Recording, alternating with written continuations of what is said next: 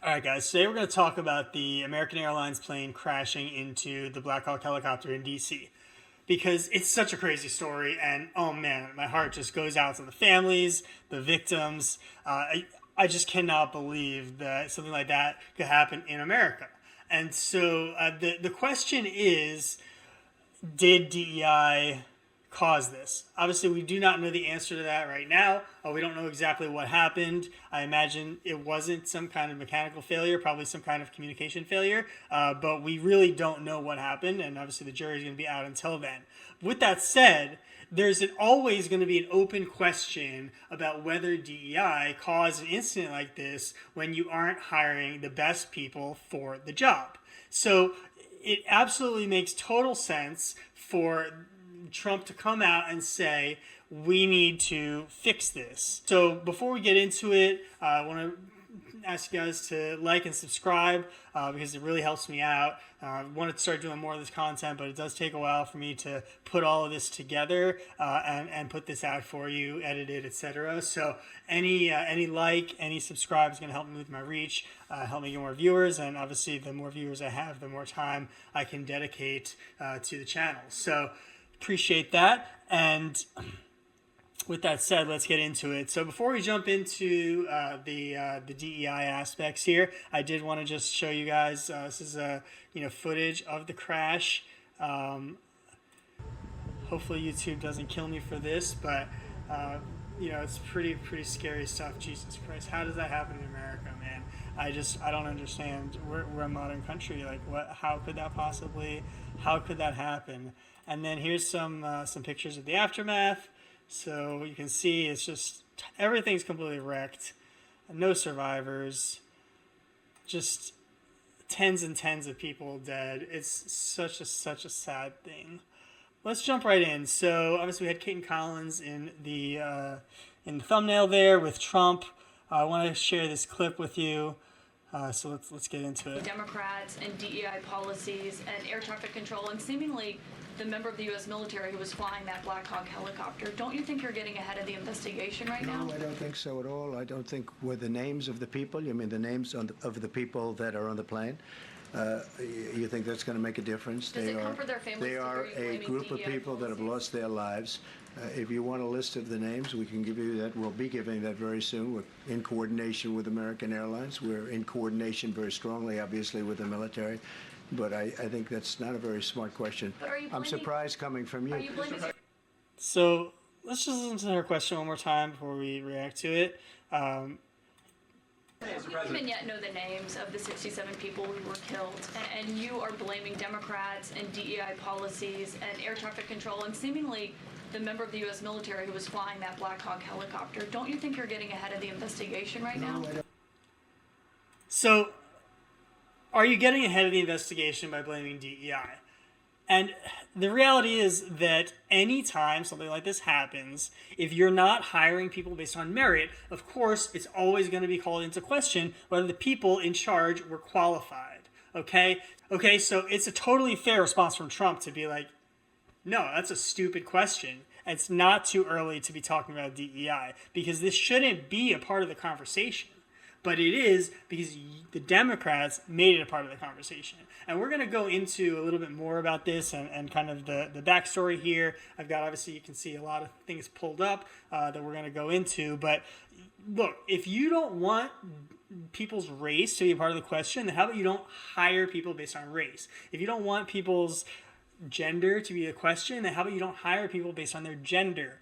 Like Martin Luther King wanted a race-blind society. He wanted everyone to have an equal opportunity, and when you go against that, when you start to discriminate against people based on their sex and their race, this is what you get. Of course, you're always going to have people assuming that you hired somebody who was unqualified over somebody who was more qualified in order to fill your quotas. So let's get into it here. That's Kate and Collins getting absolutely destroyed by Trump. And moving on here, here is the next clip I've got for you. So let's just pull it up. Are you saying this crash was somehow caused as a result of diversity hiring? It just could have been. You have to go by brain power. You have to go by psychological quality. These are very powerful tests that we put to use, and they were immediately terminated by Biden. So let's hear it. Mr. President, on DEI and the claims that you've made, are you saying this crash was somehow caused and the result of diversity hiring? And what evidence have you seen to support these claims? It just could have been. We have a high standard. We've had a much higher standard than anybody else. And there are things where you have to go by brain power. You have to go by psychological quality. And psychological quality is a very important element of it. These are various very powerful tests that we put to use, and they were terminated by Biden. And Biden went by a standard that's the exact opposite. So we don't know, but we do. So that's the thing, is we don't know, but that's always going to be the first thing that we're going to ask. Because if you're not hiring people based on merit, then you're not hiring the best people. And when you're not hiring the best people, you're going to have more accidents than if you had the best people. That's just an absolute fact. So whether or not any one incident was caused specifically because of an incompetent person, you want to never have that happen. I mean, imagine if it comes back that the person who was manning the phones, I mean, we already know that it was one instead of two that it should have been, excuse me, not the phones, the person who was manning the flight patterns was one person instead of two. And so obviously he was understaffed, but imagine if he was also in some way mentally impaired or blind, deaf, etc., that he had issues communicating properly, maybe he couldn't speak properly, speech impediment, whatever the case may be, and it was your family member that died. I mean, are you really going to be okay with that? Is that really a sacrifice worth making for inclusivity? You know that you had two planes at the same level. You had a helicopter and a plane. That shouldn't have happened. And we'll see. We're going to look into that, and we're going to see. But certainly for an air traffic controller, we want the brightest, the smartest, the sharpest. We want somebody that's psychologically superior, and that's what we're going to have. Yeah. There you have it. I mean, you want the best people doing these jobs where lives hang in the balance. So on to the next one here. We got another reporter asking about this. How can you come to the conclusion that diversity has something to do with this crash? Let's hear it. Today blamed the diversity elements, but then told us that you weren't sure that the controllers made any mistake. You then said perhaps the helicopter pilots were. How could the controllers have not made a mistake? How could the controllers have not made a mistake when you have two? I mean, the sky is huge, bro. Like, imagine you had a road that's completely endless with no lanes, no cars on the road, just you and one other car. What is the probability you're going to drive at each other and hit head on? It's, unless you're absolutely trying to, it's near zero. I mean, you have this sky is endless, and not only that, but you have the vertical level as well. To how could two flying objects possibly hit each other by coincidence? And obviously there's a near zero chance that these guys weren't actually trying to hit each other, or one of them wasn't trying to hit the other. But there is a plan in place to prevent this from happening. It's called air traffic control. You have people monitoring these flight plans and telling them how to go. And is it a technological failure on the air traffic controller situation? Is it a human error? I mean, I would think that would be the most likely situation, but it is just absolutely tragic, and you cannot deny that you have incompetent people doing things, that human error is going to be more likely to cause it than not. The ones who made the mistake. It's all under investigation. I understand that. That's why were the ones who helicopter pilots were the ones who made the mistake. It's all under investigation. I understand that. That's why I'm trying to figure out how you can come to the conclusion right now that diversity had something to do with this crash. Because I have common sense. Okay, and unfortunately, a lot of people don't. We want brilliant people doing this. This is a major chess game at the highest level. When you have 60 planes coming in during a short period of time, and they're all coming in different directions, and you're dealing with very high-level computer work and very complex computers. And one of the other things I will tell you is that the systems that were built, I was going to rebuild the entire system, and then we had an election that didn't turn out the way it should have. Today, yeah, I mean, it's complicated stuff, and these air traffic controllers have to be on their game. They're juggling a million things, chugging the coffee. They have to be a special breed, and it's so stressful. It's also really interesting to note that Trump said that he was trying to kind of replace that system. I did see an article about that in the past. I didn't pull it up for this video, but should be easy enough to find. I think that there was going to be a lot of AI involved in that, potentially, removing some people. In any case, him not getting reelected kind of nixed that, and obviously the Biden administration, for all of their brilliance, didn't do anything about it either. So I do think, obviously, we need to modernize this system. Human error really shouldn't come into play at this point. You know, obviously, it makes sense to have human backups, but we should not. It should be very easy to stop all of these things from hitting each other. I mean, it's one thing to have planes crash on the runway or whatever the case, because now you're funneling all these things into like this tiny little space. But when you're in the air, you have miles to the left, miles to the right, thousands of feet above and below. It's like, how can you hit each other? It makes absolutely no sense. And so I think common sense does dictate that there was some kind of human error, and incompetence is going to be a big cause of potential human error. If you're not hiring the best people, you're going to increase the number of errors. All right, so jumping into this article, FAA turned away qualified aircraft controllers based solely on race. And this is not like post this event. This article came out February 1st, 2024. And yes, it's an editorial, but it's based on the reality of what's going on. There's a class action lawsuit filed by over 1,000 people saying that they were turned away because they were white and they were highly qualified.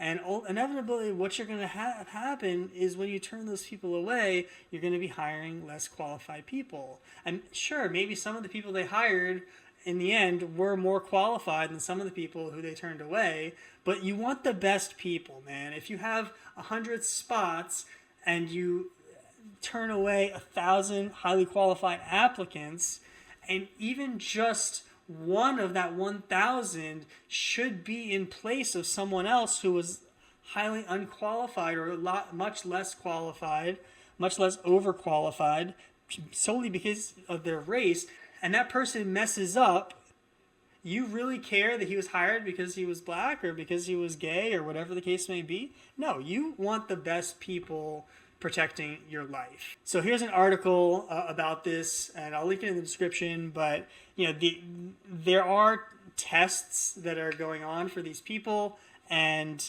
you got a biographical assessment that's being done to hire more minorities, and these, you know, this article goes into it, but the score that you get for this assessment, it has very little to do with your ability to do the job.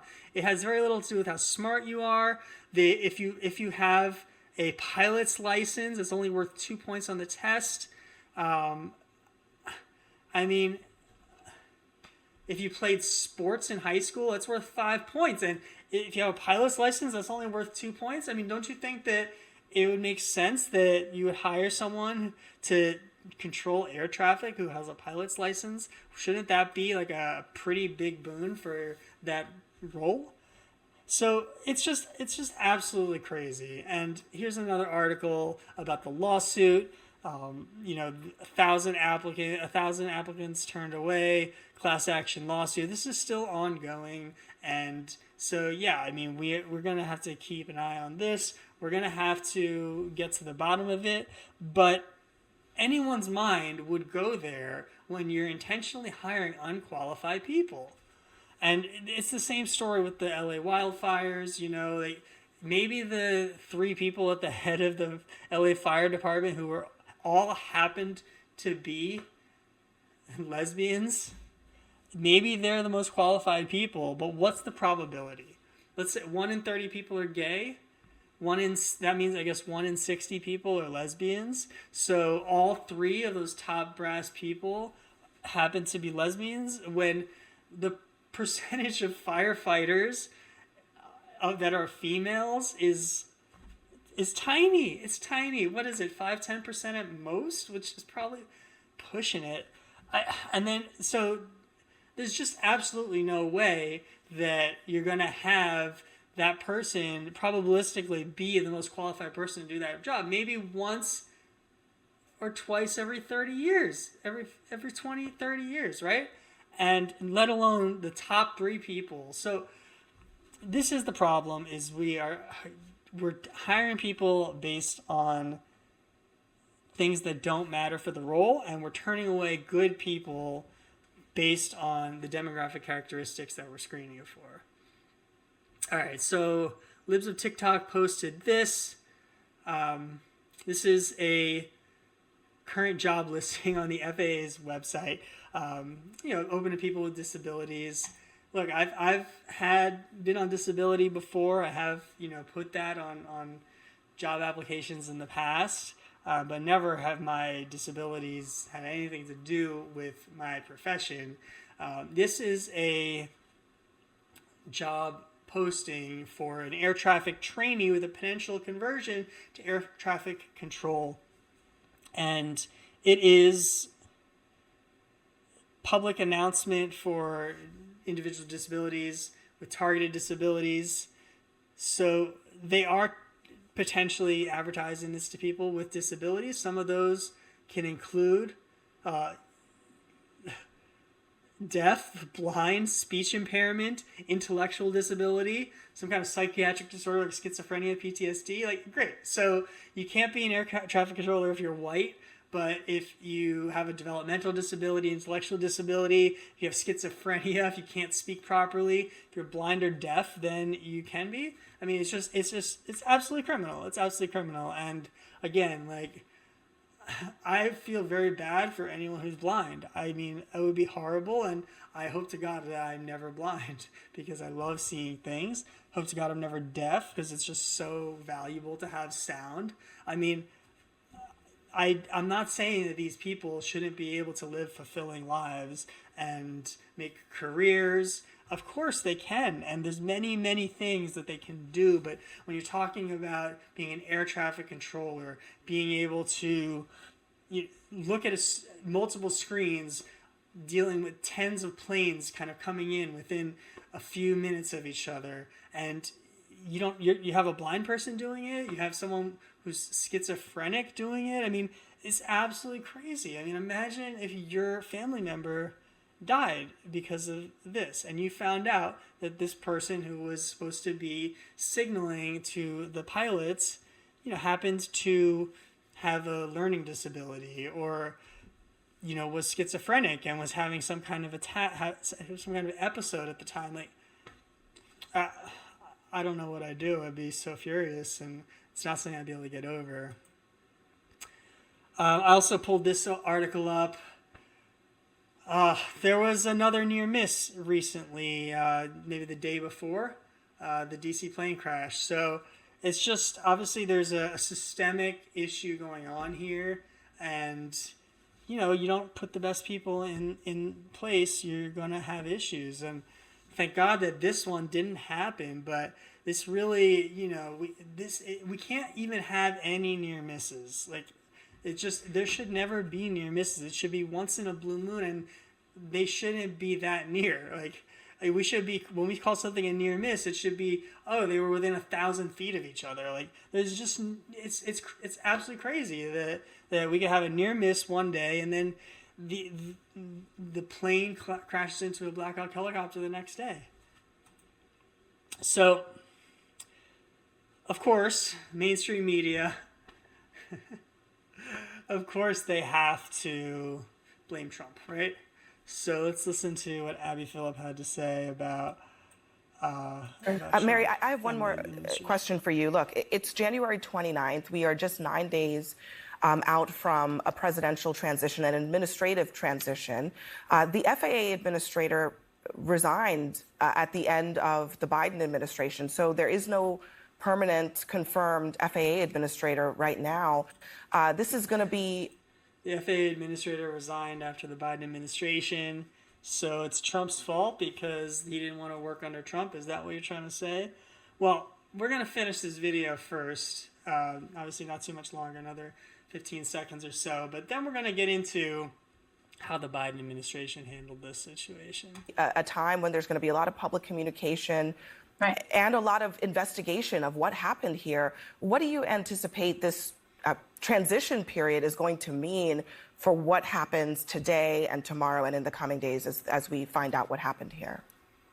Mary, I have one more question. Just absolutely crazy. I mean, okay, so you want to blame the Trump administration? Well, let's talk about what the Biden administration did, because Trump just took office. He hasn't had any opportunity to have impact on any of this. I mean, he's barely got a Secretary of Transportation in place.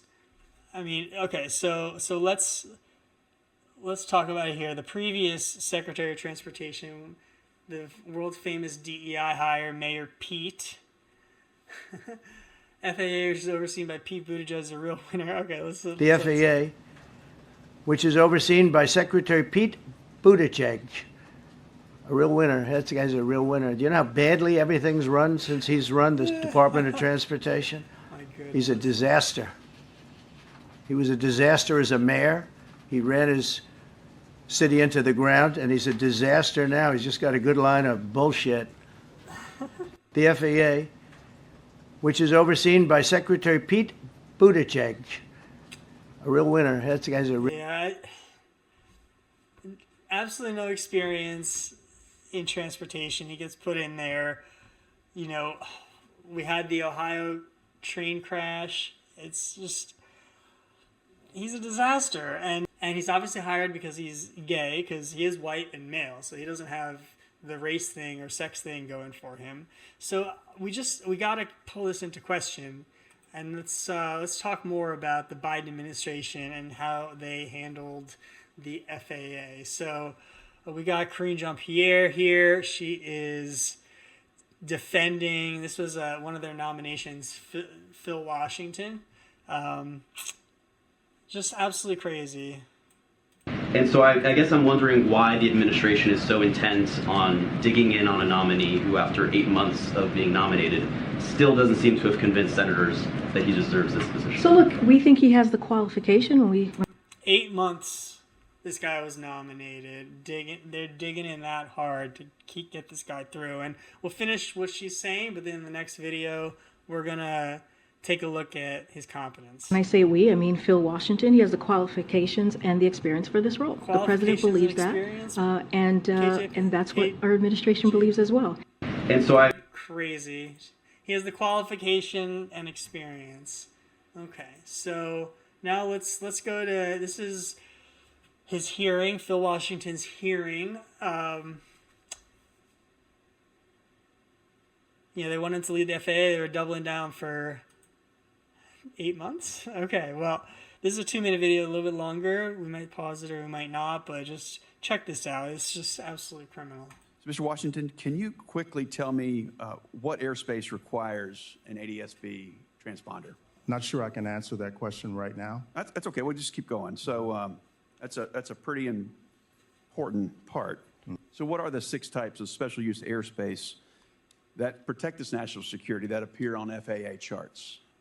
Sorry, Senator, I cannot answer that question. Okay. So what are the operational limitations of a pilot flying under basic med. Senator, I'm not a pilot, so. But obviously you'd oversee the Federal Aviation Administration. So any idea what those restrictions are under basic med, quickly? Well, some of the restrictions I think would be high blood pressure. Some of them would be. It's more like how many passengers per airplane, how many pounds. My God, like, he didn't. If you're gonna be unqualified and get nominated for something like this, at least do some basic homework, man. Come on, like, how are they gonna argue this guy is qualified when he can't? He doesn't know the first thing. Like, why would you even put someone without some kind of experience in an airline, in an airport, piloting a plane, like all of the above? Why? Why would you try and push this person through for 8 months? All right, let's keep going. In different categories and what altitude you can fly under. So and then amount of knots. It's under 250 knots. So it's not have anything to do with blood pressure. So can you tell me what causes an aircraft to spin or to stall? Again, Senator, I'm not a pilot. Okay, let's keep going. What are the 3 aircraft certifications the FAA requires as part of the manufacturing process? Quickly, please. 3 aircraft certifications. Again, what I would say to that is that one of my first priorities would be to fully implement that Certification Act and report. You know back the 3 to this types, committee. Mr. Washington? The 3 No. types? Okay. Yeah, that's type certificate, production certificate, and airworthiness certificate. Okay. All right. Let's just keep going, see if we can get Find lucky here. anything that you know? So can you tell me what the minimum separation distance is for landing and departing airliners during the daytime? Mr. Washington. I don't want to guess on that, Senator. Are you familiar with the difference between Part 107 and Part 44809 when it comes to unmanned aerial standards? Unmanned like drones. Are you familiar with the difference? Yes. Okay. You know the difference between those two, Part 44809 and Part 107? Do you know the difference there? No, I cannot. That's okay. Spell that out. Yeah, so is he qualified? I mean, it's just absolutely criminal. Just absolutely criminal. So I think it's very fair to be throwing these DEI criticisms because these people, he's just put in there because he's black. And he's, I guess, the closest they could get to someone qualified, even though he doesn't know a single thing about this stuff. All right, so moving on. This is the new transportation secretary who replaced Pete Buttigieg, and this is someone who is clearly much more qualified. But let's just hear this short clip of what he had to say about this being preventable. Don't read into that we had how many hours the pilots on a military aircraft had, and you had another question for me that was... Last night the president had said that this could be prevented, and also that air traffic control, questioning why they may not have communicated with the helicopter telling them what to do. So we are going to wait for all the information to come in from this vantage point, but to back up what the president said, what I've seen so far, do I think this was preventable? Absolutely. Thank you. Don't. Crazy stuff, man. It's crazy, crazy, crazy stuff. So let's talk a little bit about what Trump is actually planning to do about this. Okay, so he's signing an executive order here to investigate DEI and woke policies imposed on the FAA. Thank you, sir. Thank you. Second, for your signature, we have a presidential memorandum titled Immediate Assessment of Aviation Safety. In light of the damage done to aviation safety by the Biden administration's DEI and woke policies, what this presidential memorandum orders is for your Secretary of Transportation and FAA administrator, in this case acting FAA administrator, to basically ensure that we are actively undoing all of that damage, that we are assessing how much damage was done, and that we're ensuring that people hired within the FAA, in keeping with your memorandum of January 21st, are only the most outstanding, capable people for the jobs that they're being hired into. In other words, competence. Yes, sir. Elevating competence over everything else instead of the DEI policies that were pursued by the Biden administration. I think everyone understands that. I think everyone understands that exactly. And Obama. Come on. Yes. Both of them. Okay, but Biden much worse. Not even a contest. What they've done is just crazy in so many other ways. Okay? Yeah. Mr. President, to be clear, are you saying race or gender played a role in this tragedy? It may have. I don't know. Incompetence might have played a role. We'll let you know that. But we want the most competent people. We don't care what race they are. We want the most competent people, especially in those positions. And you're talking about extremely complex things. And if they don't have a great brain, a great power of the brain, they're not going to be very good at what they do, and bad things will happen. It's just basic common sense, right? As Trump said earlier. So, last clip here. This is J.D. Vance, again, reiterating the same thing. We want to hire the best people. Let's get to it. I just want to reemphasize something the president said, and you've heard from the Secretary of Transportation and of Defense. There really was a whole of government response. We were all on the phone. We were all communicating yesterday, trying to get to the bottom of this immediately, but also try to communicate with the American people about what happened. Something the president said that I think bears reemphasizing, which is that when you don't have the best standards in who you're hiring, it means on the one hand, you're not getting the best people in government, but on the other hand, it puts stresses on the people who are already there. And I think that is a core part of what President Trump is going to bring and has already brought to Washington, D.C. is we want to hire the best people because we want the best people at air traffic control, and we want to make sure we have enough people at air traffic control who are actually competent to do the job.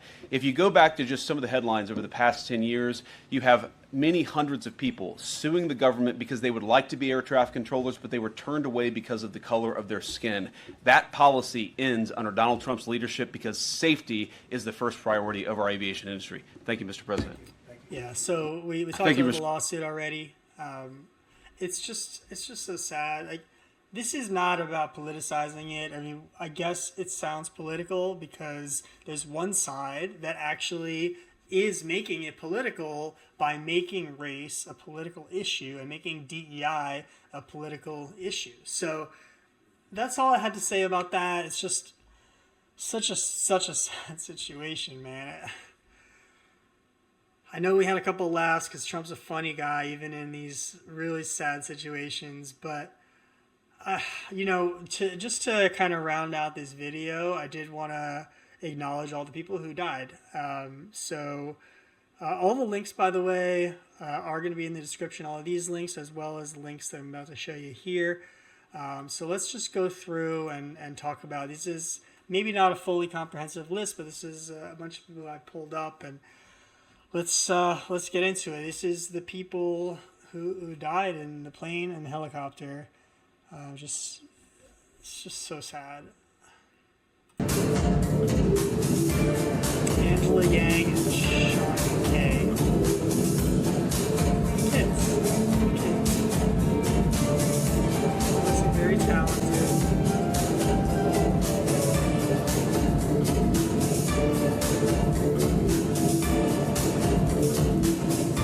And these are potential Olympians. They're still probably too young to go to the Olympics now, but they were training with the Olympic team. Is why they was playing on many of the Olympics. We're going to go through right now.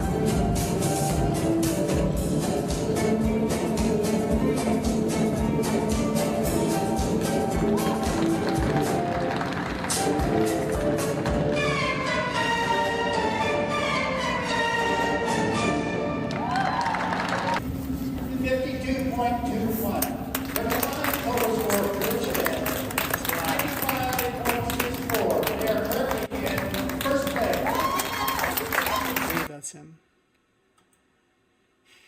It's just so sad. How old are these kids? 9, 10 years old? It's just...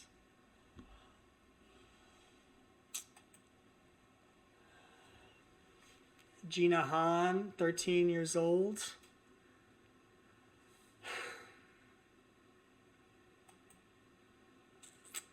This family, the Spencer, as well as Christine Lane, they were on the plane together.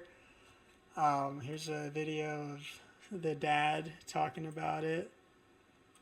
We started our family through adoption, so Spencer was born in South Korea. The best way I can describe him is just was a force of nature. He just had amazing athletic abilities and just was someone who you couldn't make him do something, but if he was like, hey, that's interesting to me, you couldn't stop him. And figure skating is, I think, the best example of that, where he was not somebody who grew up on skates. He, 3 years ago, decided, hey, that looks interesting to me. He watched Nathan Chen in the Olympics and watched a show in Providence, an outdoor show where he saw someone his age skating, and just jumped in, started with basic, Learn to Skate USA program, and within 3 years, he was in Wichita, Kansas at U.S. Figure Skating's National Development Camp. So it was unheard of to do that, and it's just his drive and tenacity. It's heartbreaking that we're not going to see that journey kind of go where we all thought it could go. Christine was someone who just was always willing to help others, just had a big heart, had a huge love for animals, and just wanted to make life better, whether you were a dog that just came up on a truck from Arkansas, or someone trying to tap into a creative ability that's hiding beneath the surface. She just wanted to unlock that in people, and I think Spencer was the same way, where he was obviously very into what he was trying to accomplish, but he just loved connecting and cheering on other people that were pursuing their own dreams on the ice. So I think that's how I think people should remember them. So sad. I mean, imagine, I have a daughter, planning to have more kids. It's a lot of work that goes into raising these kids, and I know he was adopted. I don't know what age, but it's just, you're spending so much time with them, teaching them things, and you see the progress, and it's just so incredible, but to have all of that snatched away in an instant, it's just tragic. And my heart goes out to that guy and his other son. And then this is coach, Ina Valenskaya.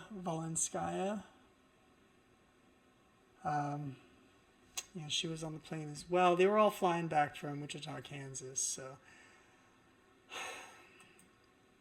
and this is that coach we saw before, Sasha Kirsanov. He has a wife and daughter. There he is. And there's the other two that we just saw before. Just so sad. But, that's the Olympic team. There's a lot of other people. I didn't get the info on this guy's wife, but, here he is talking about... I'm just praying that somebody's pulling her out of the river right now as we speak. That's all I can pray for. I'm just praying to God. When was the last time you just keeping it together pretty well? She texted me that they were landing in 20 minutes. Can you show us a text message that you got from her?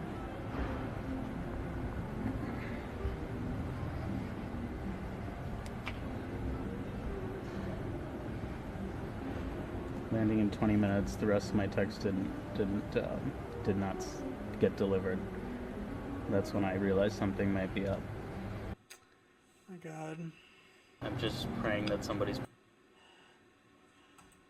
I mean, to make light of the situation for a second, imagine if her texting in the air was what caused the planes to crash. But it's horrific. I mean, I don't know what I would do without my wife. She's just everything to me. The Livingston family: Peter, 48, Donna, 48, Everly, 14, Lydia, 11. All of them were on the plane together.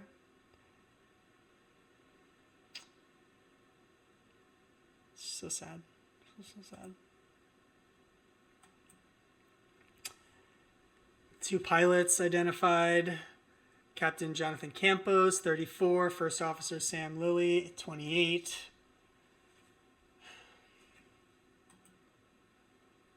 Wendy Schaefer, she's the mother of 2.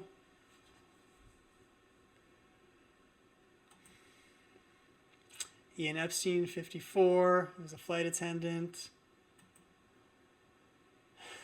Blackhawk helicopter crew chief, 29-year-old Ryan O'Hara. He has a 1-year-old son. And his son's going to have to grow up without a father.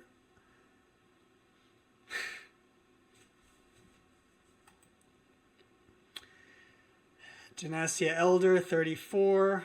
She has a husband and 2 kids as well.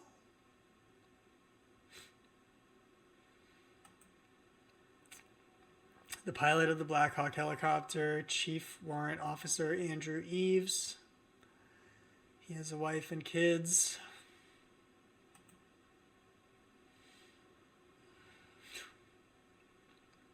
Elizabeth Ann Keyes, 33. Working as an attorney. She's valedictorian, apparently. We got 2 figure skaters from Russia, world champions. Evgenia Shishkova and Vadim Naumov.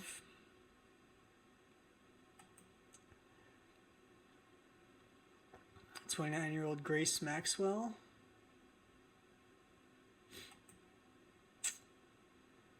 A 30-year-old Jesse Pitcher. Apparently co-workers with this guy, Mikey Stovall, who also had a son and a wife. Former Miss Kansas contestant Kia Duggins, 30 years old. 26-year-old Azra Hussein, survived by her husband. Anyway, so that's all I got for you guys. If you watched this far, you know, tell me what you think. It's just very, very sad stuff. Got the watering up of the eyes here a little bit. But yeah, you know, I have a wife, I have a kid, and I just thinking about potentially losing them. It's just so sad. And yeah, we're not trying to make light of the situation at all. It's you want the best people in place. Accidents happen, yes, but we shouldn't have any risk of it being human error. So that's what I got for you guys, and appreciate you watching.